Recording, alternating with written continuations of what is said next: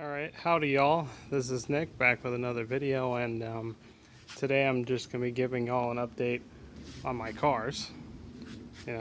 Starting with my 1966 Plymouth Fury project. Now, this isn't a restoration, this is a project. I mislabeled my last video, but this is probably the third video I'll be making on this car. And so far I've been doing a lot of work on it off camera. But I think I do have some video that I might put in another video for later.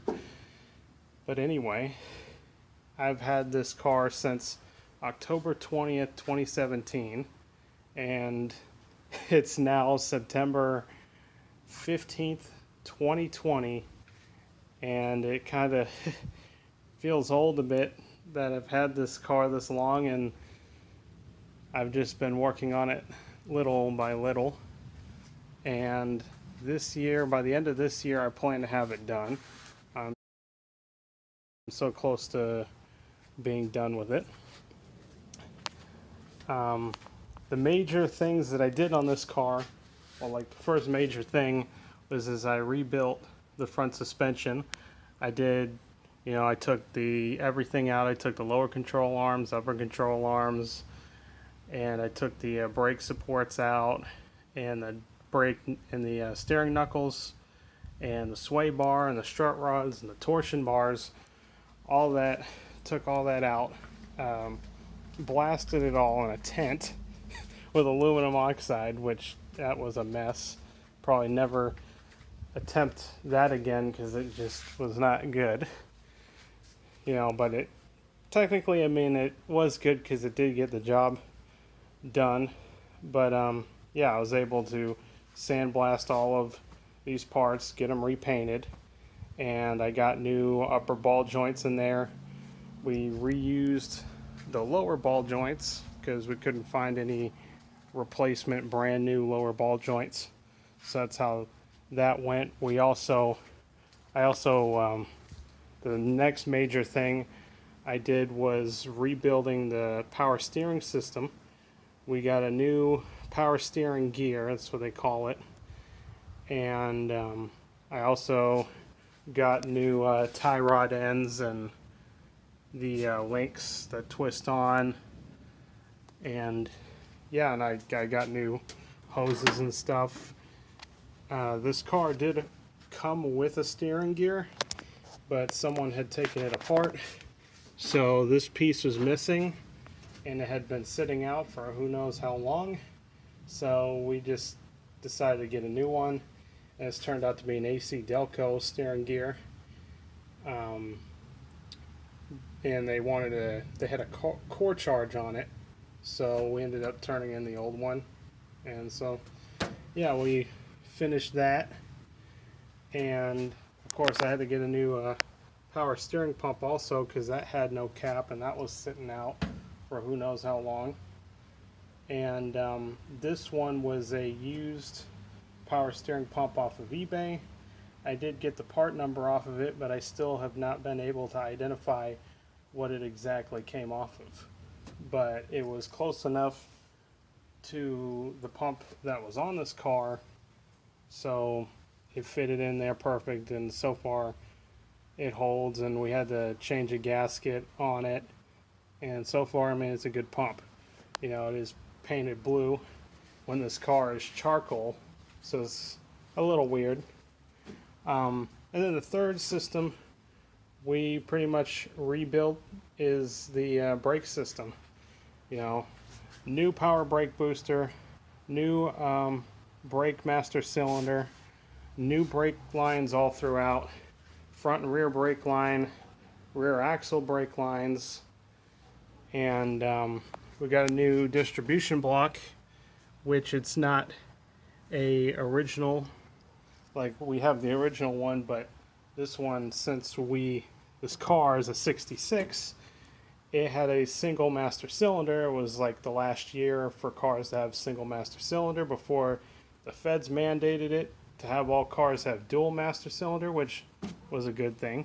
So we just got a 67 master cylinder for 67 and put it on there, and we got a distribution block for a 67, put that on there, and so far it all goes together nice. What actually, when I got this car, which y'all probably, if you haven't seen the first video I did on this, I'll have it linked. But this car, when we got it, had some kind of brake problem because they had the single master cylinder off of it, and they were trying to put this dual master cylinder on it, and they never finished the job, so that was left in pieces. And of course the one that was on there was way too rusty and stuff to be saved, so we got it all new. And then the next thing we did is got a new radiator. The original one had a crack. I still have the original. We tried getting it repaired, but that didn't work out. And so yeah, now at this point, now we got all those, we got our brakes done, we got our front suspension done, we got our new radiator and our power steering done. We're now just working on wiring issues, because of course all the wires, some of the wires on this car are hacked, you know, like I think, for example, this wire right here, this runs to the oil pressure sensor, and this is originally supposed to be gray, but they cut it and then they spliced in this red and black wire all the way to the firewall. And yeah, it's disconnected right now. Don't know why it was disconnected and why it wasn't reconnected. And then there was another wire here. This wire here was for the neutral safety switch. It was spliced in, but it was in the way of our front brake line. We had to route the new front brake line along the firewall, because that's just the way we decided to go when we put this new brake system in. You know, we could have went along the front like original, but that's just how that went, because I think I also went with this, you know, I got a brake kit with 67 brake lines, and of course the front brake line on the 67, you know, didn't fit right. Well, I mean, I don't even know if the brake line was bent accurately, but it was just bent really weird, so it just made it look like it ran along the firewall. So we did that, and so that's what we did with that brake line. So anyway, yeah, just get back to my wiring here. So then this wire here is for the positive side of the ignition coil.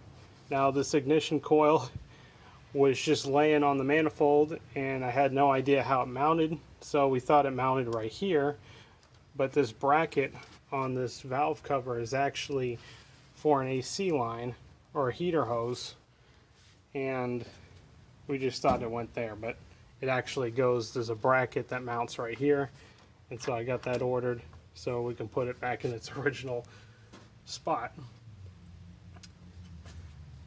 And so yeah, we gotta redo this line, you know, we'll trim it back and splice in a new line with a new connector on it. And then we were wondering what this went to, and this actually goes to the compressor, the magnet or whatever they call it. There's a wire down here, but the connector was broke off of it, so now you can't just plug it back in, so we got to get a new connector for that, you know. But the air conditioning is like the last system we'll do on this car, just because we're just focusing on the main things to get this car back on the road. And so yeah, and then there's also the wire for the turn signal indicator lamp on the hood on the driver's side. That somehow got pulled apart. It goes right here. So we got to do that too. And then this cable right here, this is supposed to be part of the positive battery cable, and it goes right there. But you can see this line is like damaged and stuff, so we're going to replace this. Now I actually did find the right part number in the manual, and I did find the right line that had all the right wires and stuff connected to it for a battery cable, but they wanted like $140, so we're just sticking with this like $20 positive battery cable. So we'll just have to get some new 10 gauge wire for that and redo that. And so here's where this bottom one here, this is where that positive cable for the ignition coil runs to, and it connects into the ballast resistor.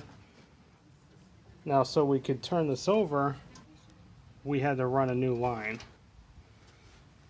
but it doesn't connect to the main wiring harness. So, you know, we just did that. We just rigged it so that we can at least turn it over, and it turns over great, which I think that was another video, which I'll have linked. So we're good on that, but so far I think we might have started it once. I'm not sure with gas and stuff, but that was the fourth major thing.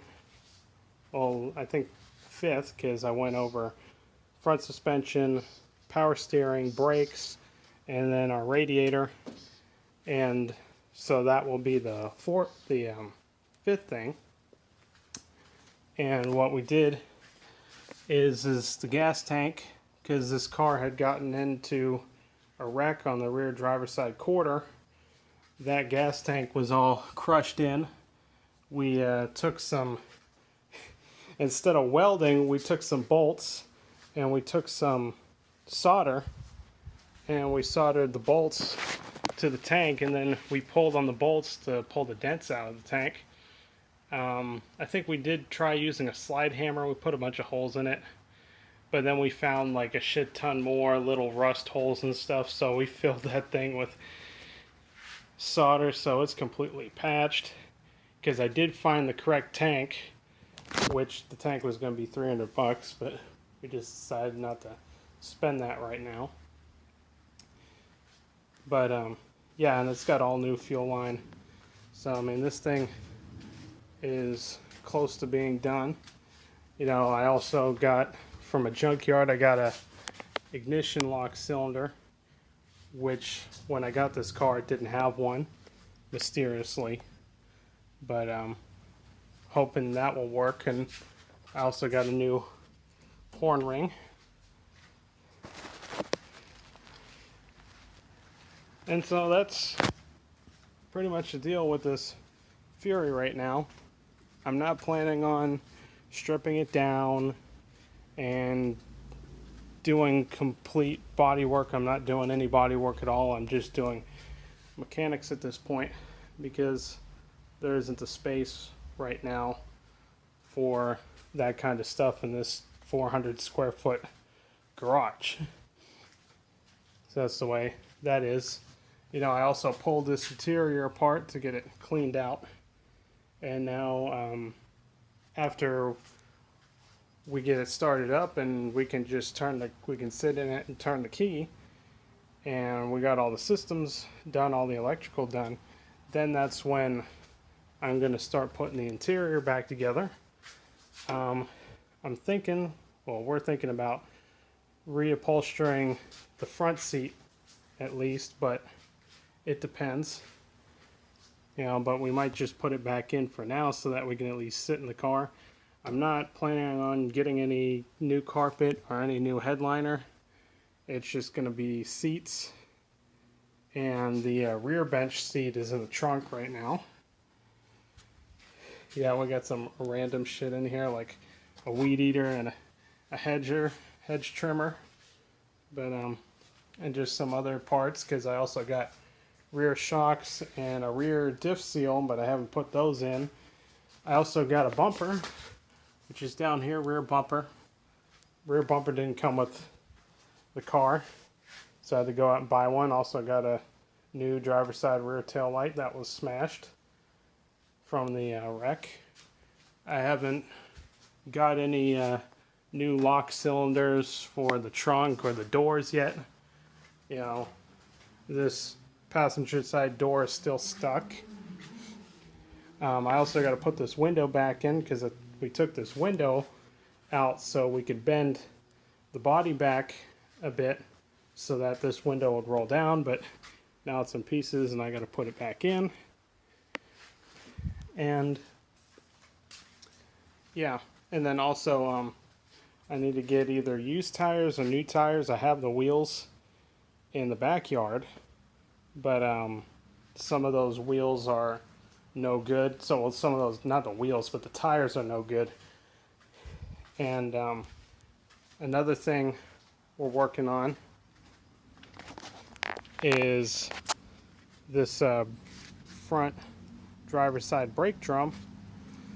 And we're getting we got 3 new studs, but now we're going to be working on getting a hole saw or something to drill these swages out so we can get these studs out. And yeah, and somehow mysteriously we got this stud out. Now what happened was we're so used to right hand thread that we didn't realize that the driver's side part of the car, these wheels over here, this is left hand thread. And I took this rear wheel off, but I didn't realize that it was left hand thread. And so we went to the front, we went to take that off, and it turned out to be left hand thread. We didn't know it, we just thought that they were seized on there, so we started hacking the thing and the wheel was stuck to the drum. And we finally hacked it enough so we could get the wheel off. And I ended up having to get new left-hand studs. Now, I decided, since I have a drum here, and this is all left-hand, and the rear is still left-hand, I just decided to find some new old stock left-hand studs to put back in there, because I almost had a good drum here, because at the junkyard I got the wrong horn ring and they don't do returns, so I just called the guy up and said, can I exchange the horn ring for a drum? And he gave me a drum, and of course he gave me a drum with right hand studs, but when you flip it over you see all this corrosion. I mean, this thing is really bad. So it's like, I don't want to use this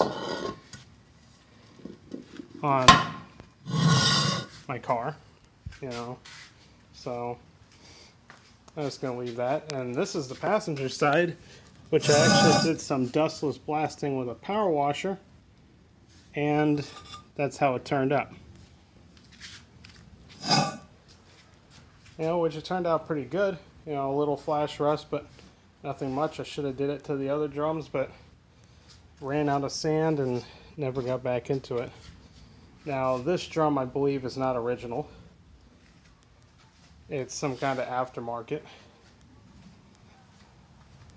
This one, interestingly, was from a junkyard, but not something I got from a junkyard. It was on the car when I got it, and it's literally labeled 65 Plymouth Fury 3.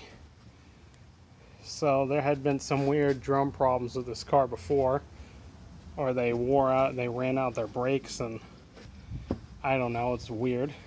One of the wheels that came off the car I don't even think is a Mopar wheel. It's actually probably a GM wheel that somehow fit on there. don't know, but the stamping doesn't make any sense. But I don't know, because the stamping, has this K number, and it looks like the stamping you'd find on a GM wheel, but I don't know. So that's the extent of this 66 Fury project that I got going on, and hopefully I'll have a video of it running soon and driving, and I'll have it on the road, and then I'll have it up for sale,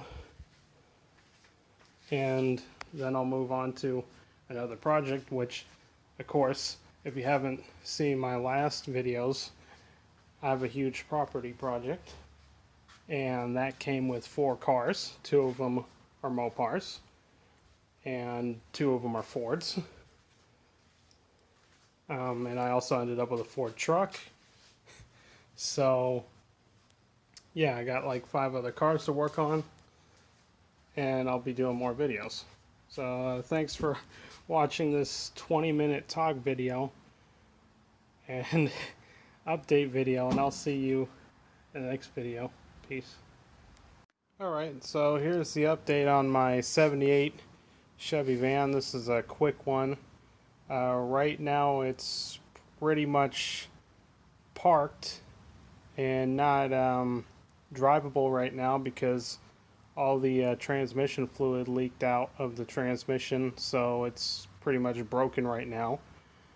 Now, just like the Fury, this is just a project. It's not a restoration project. I'm not tearing it down. I'm not, rebuilding everything in it. My main goal with this van was just to make it a driver and just preserve it as it is. And so far in the future I don't have any plans of doing any painting or any interior work. I just want to keep it original the way it is for now. So that's how that went. So anyway, the story about the transmission is this last year I believe we did a transmission fluid change, and that went great. And one day we took a ride in it. I was driving it and I parked it, and a few days later or so we started noticing transmission fluid coming out, and it wasn't coming out of the transmission pan, it was coming out of the bell housing. So we knew it was really bad. Well, actually how it went was we saw transmission fluid coming out, so we thought it was the transmission pan because we had just recently messed with it, and I decided to tighten the bolts on the pan to see if that fixed it, that maybe it was just a crappy gasket. And it kept on leaking after that, and so I finally just went and looked up in there and saw that the fluid was coming out of the bell housing. So basically what that means is that the seal between the motor and the transmission has gone bad, and the transmission can no longer hold any fluid there.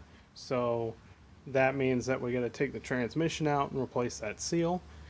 And I don't have a transmission jack to do that yet, and we're currently working on the Fury to get this done.